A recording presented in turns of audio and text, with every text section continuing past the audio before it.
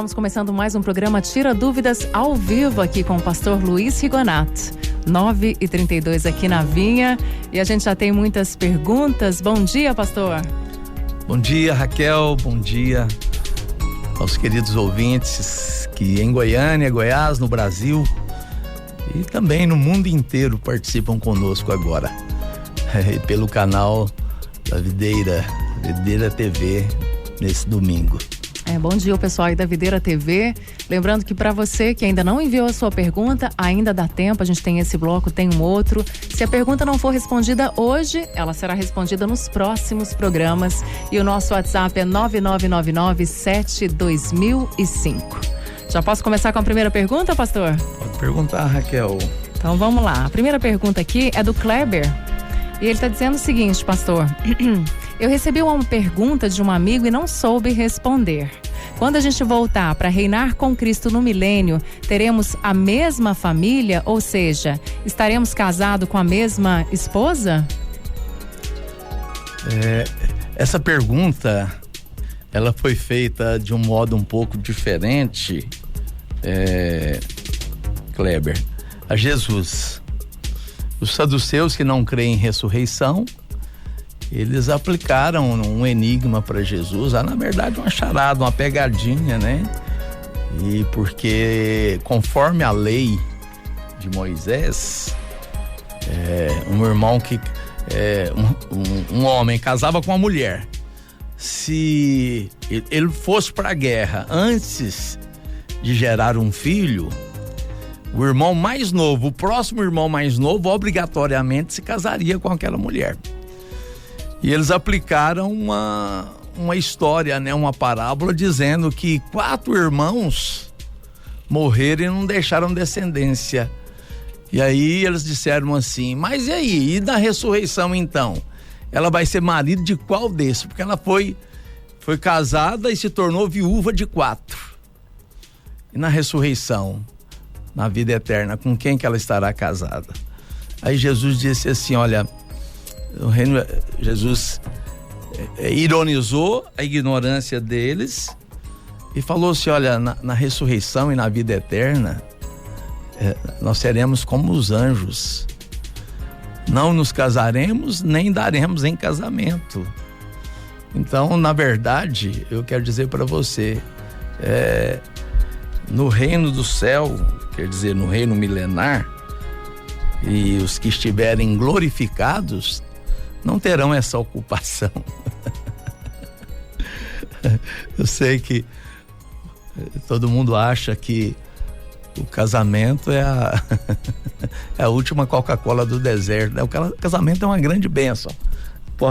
De fato, é o propósito eterno de Deus aqui, o propósito para tudo que se edifica aqui, a base é o casamento. De todo o propósito, enquanto pessoas, família, humanidade, se constitui através da família. Hoje nós estamos chegando a 8 bilhões de pessoas porque famílias foram constituídas, ok? Eu sei que tiveram muitos filhos que não foram originados de família, mas mesmo aqueles que nasceram numa condição ruim, Deus poderosamente transformou em grande bem. Mas no milênio, os glorificados não se casarão, mas as pessoas se conhecerão sim. Hoje aqui no estúdio está eu, a Raquel e o Pedro Pedrosa. Olha, no milênio nós vamos governar com o corpo glorificado e vamos nos conhecer, mas numa nova estrutura de glória. Todavia, a terra terá famílias casando e dando-se em casamento. Habitarão 3 tipos de pessoas aqui no milênio, 3 povos que a gente chama. Quer dizer, os glorificados, que governarão a terra ao lado de Jesus, debaixo da ordem dele. Os judeus estarão aqui e o que a Bíblia chama de ovelhas, conforme Mateus capítulo 25, a partir do versículo 32 ali, quando Jesus estabelece seu governo na terra. E nós estaremos governando sobre as nações da terra. Se casarão e darão em casamento. E o reino milenar será a época em que se cumprirá a vontade de Deus, de crescimento, multiplicação e espalhamento por toda a terra. Então, espero que você tenha me entendido, Cleibson, né? Kleber. É isso aí. Pastora Fernanda está perguntando sobre aquela referência de Mateus 17, 10, 13. Não, Mateus 17, 13, que afirma que Elias já veio e não o reconheceram. Aí ela pergunta, os discípulos entenderam que Elias é João Batista? Que história é essa? O Senhor Jesus, ele estava fazendo duas aplicações. Ele estava dizendo que João Batista veio no mesmo espírito de Elias. Não é que reencarnação. Você está vendo que a Bíblia você tem que ler com muito cuidado, porque com muita facilidade você deturpa. E quem tem a intenção de deturpar, consegue deturpar e enganar a muitos. Ele está dizendo a mesma autoridade, a mesma ousadia, a mesma espiritualidade profética. João Batista, ele veio no espírito de Elias, no mesmo espírito, na mesma ênfase, na mesma autoridade profética. E Jesus fala que dentre os profetas nascidos de mulher, João Batista é o maior deles, porque os que antecederam João Batista, eles profetizaram sobre o Cristo. João Batista, ele foi o precursor, ele preparou o caminho para Jesus. João Batista não somente profetizou, mas contemplou o resultado da sua profecia. Então, ele veio no espírito de Elias, porque era ousado, intrépido, não se misturou com a classe sacerdotal, da qual por direito ele poderia participar, porque os sacerdotes sempre fizeram parte da nobreza. Nos dias de Jesus, especialmente, os sacerdotes vestiam as melhores roupas, as melhores grifes estavam cobrindo os sacerdotes. Mas João Batista se vestia de pele de camelo, vivia no ermo, no deserto, se alimentava de mel e de gafanhoto. Eu já comi gafanhoto torrado, Pedro, mas não recomendo não. Com mel, só não tinha mel no dia, mas eu experimentei só para saber. Tinha uma feira de exposição e aí eles estavam oferecendo o gafanhoto, do qual, segundo eles, João Batista se alimentava, mesmo com um temperinho ali, não é muito agradável ao paladar não. Talvez João tivesse uma outra receita que descia mais redondo, mas essa engasgava muito. Bom, a vinda de Elias, né? Porque Jesus fala que lá em Mateus 17, versículo 9, descendo eles do monte, ordenou Jesus: ninguém conteis a visão, até que o Filho do Homem ressuscite dentre os mortos. Mas os discípulos o interrogaram: por que dizem, pois, os escribas ser necessários que Elias venha primeiro? Então Jesus respondeu: de fato, Elias virá e restaurará todas as coisas. Preste atenção, isso aqui vai acontecer. Leia Apocalipse capítulo 11, que diz das duas testemunhas. O Senhor é tão maravilhoso que, para abençoar os judeus com grande salvação nos dias de grande tribulação, ele vai enviar Elias e Moisés. Eles voltarão para um ministério a favor dos judeus. Romanos 9, 27, Paulo fala assim, preste atenção: ainda que o número dos filhos de Israel seja como a areia do mar, só o remanescente é que será salvo. E isso é o que diz o profeta Isaías, e foi replicado, foi repercutido por Paulo. E dessa maneira Elias virá para um ministério para os judeus. Por que vem Elias e Moisés? Porque Moisés é a autoridade do tempo da lei, e Elias é a autoridade acima de todos os profetas, né? Segundo o conceito judaico. Então eles virão por amor aos judeus. Deus vai manifestar sua graça salvadora aos judeus, e eles, que Elias vai pregar? Que vai restaurar todas as coisas. Elias vai pregar Cristo, por isso que ele vai restaurar. A restauração de hoje, irmãos, é Cristo, olhando para Jesus, olhando firmemente para Jesus, autor e consumador da fé. Entenda que quando você foca Cristo, você restaura tudo ao seu redor. Quando você exalta Cristo, você agrada a Deus. Porque, conforme Filipenses 2:9, a Jesus foi dado um nome que é sobre todo nome. E quando você exalta o nome de Jesus, a sua vida é restaurada. Elias restaurará todas as coisas no ministério profético de proclamação de Cristo. Porque aquilo que Elias proclamar nos dias que ele voltar para a salvação dos judeus, os judeus crerão, porque ele é uma autoridade respeitada. Você pode ler em Lucas 16:16, lá diz assim: a lei e os profetas, falando do Velho Testamento. A lei é representada por Moisés e os profetas representados por Elias. E assim, Elias restaurará todas as coisas num tempo futuro, em que nós já teremos sido arrebatados. É um tempo de grande tribulação, mas de uma promoção, de um grande avivamento entre os judeus, como nunca aconteceu na história do cristianismo, porque Israel é uma nação em rebelião contra Deus até hoje. E Elias virá para pôr fim a essa rebelião, para que eles creiam que o Cristo que morreu na cruz é o Cristo verdadeiro, é o Messias prometido, que eles rejeitaram, mas que Deus vai restaurar através do profeta Elias. Amém. Espero que eu tenha te ajudado. Não sei quem perguntou. Foi o Kleber? Não. A Fernanda. Fernanda, o senhor tá melhor do que eu aí, pastor. Amém, Fernanda. Lembrando que você pode continuar participando aqui através do nosso WhatsApp 9999-72005.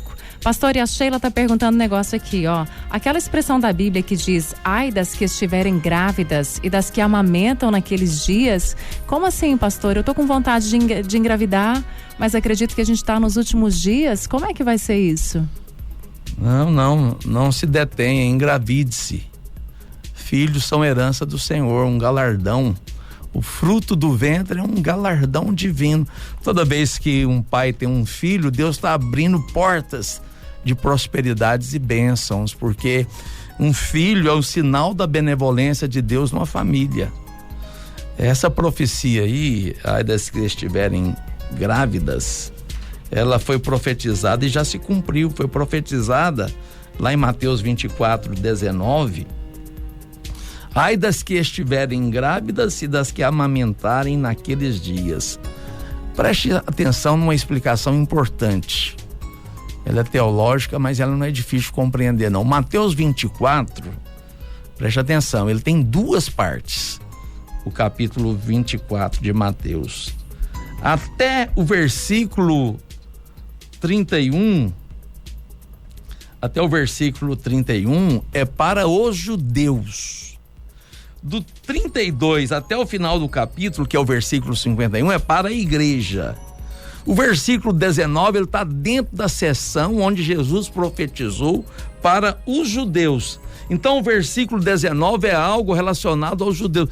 Isso aqui já se cumpriu no ano 70, e essa palavra, ela é bem compreendida se você ler a história de Flávio Joséfo, daquilo que aconteceu com a invasão romana, das miríades romanas no ano 70 depois de Cristo, onde toda Israel foi destruído e aconteceu a dispersão, a diáspora dos judeus. Diáspora é sempre relacionada aos judeus que foram atacados, destruídos, e os sobreviventes se espalharam pelo mundo inteiro. E é porque havia uma ordem de não deixar nenhum bebê em vida. E a ordem do Senado romano era o seguinte: se tiver mulher grávida, mata ela e certifique-se que o bebê está morto. Sabe o que os soldados romanos fizeram? A história conta isso. Eles cortavam, faziam uma cesariana brutal. Cortavam a barriga da mulher, arrancava a criança, cortava o cordão umbilical, jogava a criança para cima e a parava na espada. Uma barbárie. Algo cruel aconteceu com os judeus.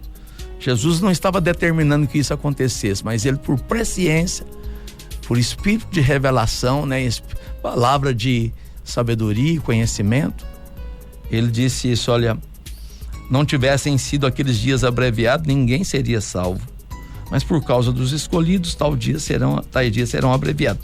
Aqui está falando da grande tribulação, mas propriamente, lá diz assim: quem estiver no campo, não volte atrás para buscar a sua capa. Orai para que a vossa fuga não se dê nem no inverno, nem no sábado. No inverno tem muita neve, não é difícil, não sobrevive se não tiver agasalho e equipamento apropriado. Mas no sábado, o judeu, ele não caminha, acho que era 800 metros a caminhada de um judeu no sábado. Ele preferiria morrer do que fugir da espada romana. E aí entra no pacote as grávidas que estavam grávidas naqueles dias e que sofreram horrores. Então, minha irmã, se você, Sheila, isso é uma direção do Espírito de Deus para você, não tema. Se você se engravidar, Jesus arrebatar a igreja, você e o bebê, que se porventura estiver sendo em processo de gestação, estiver sendo gestado, vai ser arrebatado juntamente com você. E vocês vão receber corpo glorificado, você e o bebê, a estatura do varão perfeito, Cristo. Aleluia! Jesus morreu aos 33 anos. Eu que tenho 55, se Jesus arrebatar hoje, vou receber um corpo glorificado de 33 anos, perfeito. E quem for mais novo, Pedro Pedrosa tem quantos anos, Pedro? 21 anos. Na glorificação recebe o corpo do varão perfeito, que é Cristo. Glória perfeito, lindo, maravilhoso. E não tem. Raquel é mulher, ela recebe o corpo do varão perfeito, que é Cristo. Entenda que seremos. Vou querer o de 21. Não, mas do varão perfeito é mas perfeito. O perfeito é perfeito, né? É verdade, pastor. É completo. É porque a maturidade é a partir dos 30, onde todas as suas competências, elas se tornam funcionais, chega ao auge. Deus não faz nada por acaso. Amém, Sheila? Amém. Tem mais uma pergunta aqui da Jandira. Ela está dizendo: bom dia, pastor, e a carinhosa Raquelzinha. Obrigada, Jandira. Ela está falando: a minha dúvida é o seguinte: eu sou serva do Senhor Jesus, mas a minha família é toda espírita e eles não querem saber da verdade do evangelho. Eu tenho pedido a Deus para que salve a todos, mas está tão difícil de falar com eles. Como eu devo fazer, pastor? Eu devo me calar? Não se cale. Proclame o evangelho. Não é você que convence, Jandira. Não é você que convence. Quem convence é o Espírito Santo. Lá em João capítulo 16 diz assim: ele convencerá do pecado, da justiça e do juízo. A sua oração, Jandira, é uma arma poderosa para destruir as obras do diabo. Fale quando oportuno, fale quando Deus te der a oportunidade e creia que é o Espírito Santo que irá convencê-los do pecado, da justiça e do diabo. O Espírito Santo é que vai removê-los da indiferença, do mundanismo, da religiosidade, do engano do diabo e de toda a obra das trevas. Você ora, eu tenho 30 anos numa campanha de oração pelos meus familiares. Eu tenho visto Deus mover no coração de cada um, de tempo em tempo, aquele que você achava que era o último que ia converter na história, se isso fosse possível. É possível, eles se converteram. Lembre-se do que Jesus falou: o que é impossível ao homem, Jandira, é possível a Deus. Não desista, não olhe a aparência das coisas. Nós temos que atentar para as coisas que nós não conseguimos ver. A que nós vemos são temporais, diz a Bíblia, mas a que nós não enxergamos são eternas. Então, dessa forma, observe aquilo que você não consegue ver, mas que Deus está fazendo. A sua oração, ela confirmará aquilo que já foi feito. A salvação dos seus familiares e parentes já foi comprada pelo sangue de Jesus lá na cruz do Calvário. E assim, em Atos capítulo 16, a palavra de Deus diz assim, né? Que o carcereiro, quando eles viram Paulo e Silas soltos por um terremoto promovido por Deus, Paulo e Silas estavam presos por terem pregado o evangelho. E eles estavam cantando na prisão, açoitados, amarrados em correntes, presos ao tronco. E eles louvavam a Deus, faziam uma dupla. Não sei se eles cantavam em vozes, ô Pedro, talvez primeiro e segundo ali, Paulo e Silas. É uma dupla que ia vender muito CD hoje, viu? Ia bombar no Spotify. Mas eles louvavam a Deus ali na prisão. E Deus enviou um terremoto sobrenatural. As cadeias se abriram. Os anjos vieram e destravaram as algemas. E aí o carcereiro, sabe o que ele queria fazer? Ele queria se lançar sobre a espada e suicidar-se. E ele gritou para Paulo e Silas: o que eu faço para ser salvo? Porque a soltura e a fuga daqueles prisioneiros custaria o seu pescoço, ele seria executado tão logo Herodes soubesse do que tinha acontecido. Mas sabe o que Paulo fala? Olha, para você ser salvo, Paulo primeiro fala assim: não faça nada, você não tem que suicidar não, nenhum preso fugiu, nós estamos todos aqui, mas o que eu faço para ser salvo? Aí Paulo fala assim: olha, creia no Senhor Jesus, essa é a sentença divina, creia no Senhor Jesus, Jandira, e será salvo você, toda a sua casa. Onde você estender a mão e orar, Deus vai alcançar. Creia e espere pacientemente. Nós não andamos por vista, não fica observando as coisas, nós andamos por fé. A ninguém conhecemos segundo a carne, mas nós conhecemos segundo o poder da obra redentora e salvadora de Jesus. E Ele vai salvar toda a sua casa, Jandira. Eu estou pronunciando aquilo que Deus já fez. Você e a sua casa conhecerão o Senhor. Agora chegou o momento da oração, Prepara aí o seu coração para receber uma ministração da parte do pastor Luiz Rigonato. No nome de Jesus, Pai, eu te glorifico, porque eu creio na troca do Calvário. O Senhor levou a minha doença, o Senhor levou a minha pobreza, o Senhor levou a minha maldição, o Senhor levou a minha morte e me deu a sua vida, me deu a sua saúde, a sua prosperidade, a sua bênção eterna. E em Cristo nós somos abençoados com toda sorte de bênçãos. Essa pessoa que está debruçada agora na mesa me ouvindo, seja pela internet, pelo aplicativo, pelo rádio, no trânsito de Goiânia ou de qualquer lugar do Brasil, mais propriamente dentro de Goiânia, onde a nossa rádio alcança, onde o sinal e as ondas FM alcança. Senhor, em nome de Jesus, abençoa poderosamente. Atende agora o pedido que está sendo feito juntamente comigo, Pai. O Senhor conhece, salva familiares, cura enfermos. Senhor, muda a sorte do Brasil. Nós fazemos cessar agora toda a pandemia neste país, em nome de Jesus. Goiânia, Goiás, Brasil é abençoado, o mundo é abençoado. Faz cessar a praga, Senhor. Só o Senhor tem poder contra toda a obra do inferno.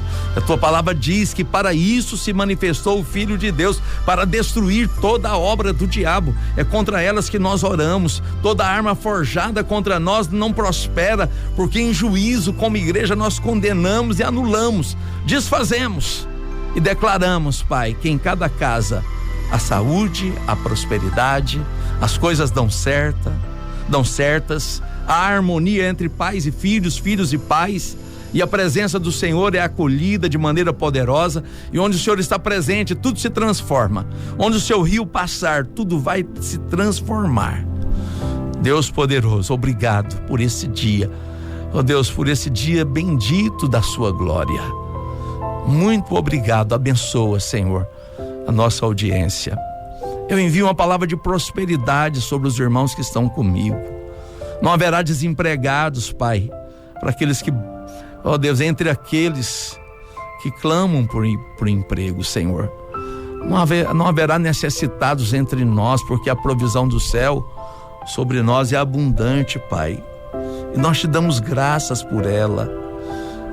Na cruz o Senhor nos resgatou de toda sorte de maldições.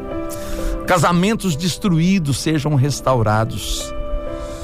Ó Deus, situações de conflitos conjugais. Ó Deus, que o conflito seja transformado em harmonia agora. Esposas que abandonaram o seu marido, que elas voltem, ó Deus, ao marido que abandonaram a esposa. Toca no coração, Pai, e restaura a unidade do casamento. Onde o diabo se manifestou, se levantou para destruir casamentos e família, caia por terra agora, perca suas forças, detenha-se em nome de Jesus, porque o Senhor Jesus disse que esses sinais nos acompanhariam. No seu nome nós expulsaríamos, expeliríamos os demônios. Deus, falaríamos em novas línguas, colocaríamos as mãos sobre os enfermos, eles seriam curados. Eu estendo a minha mão agora, Pai, sobre toda a minha audiência e ministro a cura, ministro a restauração, a prosperidade e a vida do Senhor. Oh, bendito Deus, o Senhor é que confirma essa autoridade e esse poder. É pelo sangue da cruz que eu me aproximo, que eu tenho acesso. Oh Deus, e abençoo todos aqueles que oram comigo neste momento. Em o nome de Jesus, pelo poder da sua palavra, se faça aquilo que eu tenho orado, Pai, em nome de Jesus. É assim que nós te oramos, Pai. Amém e amém.